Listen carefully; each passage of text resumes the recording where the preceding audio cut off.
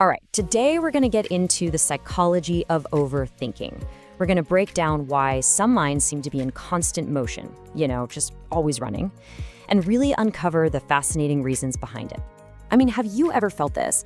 That nagging feeling where on the surface, there's no real problem, there's no external pressure, but your mind is still just running at full speed.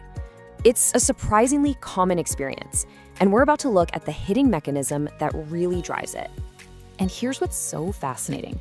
Psychology suggests this isn't just a personality trait, being a worrier or overly thoughtful. It's often something so much deeper. It's actually a powerful, deep-seated protective mechanism that the brain has built for itself.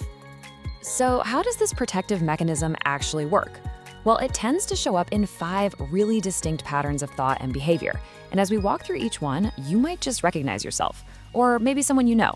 Let's start with pattern 1.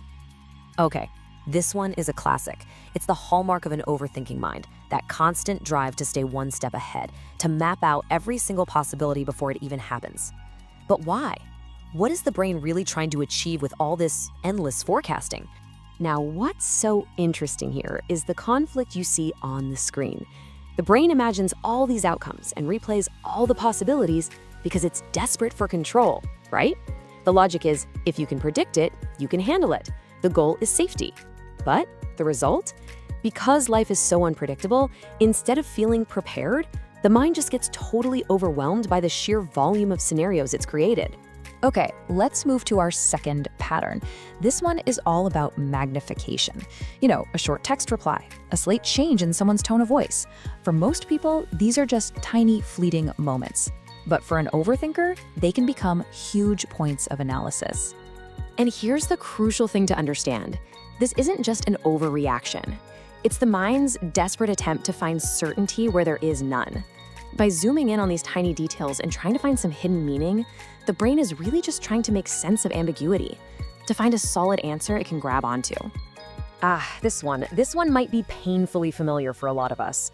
It's like having a mental VCR that just keeps replaying old conversations, past mistakes, or awkward moments over and over and over again. It's not fun, so why on earth does the mind do it? Well, psychology actually has a specific name for this. It's called rumination. And this perfectly illustrates the trap. See, the mind revisits these moments thinking it's trying to understand them better, maybe find a lesson. It feels productive, almost like you're solving something. But in reality, it just keeps you stuck right where you are. And this is exactly what that loop looks like. You revisit a mistake, right? Then you search for a lesson. But that search often just creates more doubt, more questions. What if I had done this instead? And that new doubt just sends you right back to step 1, to revisit the mistake all over again. It's a cycle. It's not a straight line toward a solution. This quote just perfectly captures that feeling of being stuck. The event itself is long gone. It's in the past. But for the person who's ruminating, their mind is still right there, reliving that moment, totally unable to move on. This brings us right to the 4th pattern, which connects directly to what we were saying earlier about control. Overthinking is so often rooted in this deep discomfort with the unknown, with uncertainty. So what happens when the mind tries to fight against that feeling? Well, here's another one of those paradoxes. The mind dislikes uncertainty, so its logical solution seems to be to think more. Just keep thinking, hoping to finally arrive at some clarity. But it backfires every time. Instead of finding answers, all that thinking just generates more questions, more variables. The very act of trying to eliminate doubt actually creates more of it. And that leads us perfectly into our final pattern. Because if you can't get certainty, how can you ever really feel good about a decision? This is that classic struggle of second guessing, even long after a choice has already been made.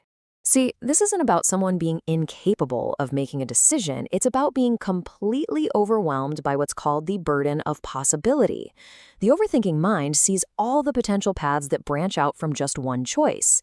And when every single one of those options feels significant, well, no single decision can ever feel completely and totally right. So after looking at all 5 of these patterns, a central theme really starts to emerge. There's this fundamental paradox right at the heart of overthinking. The mind is trying to protect itself, but its methods, they're having the exact opposite effect. And this right here, this lays out that central conflict perfectly.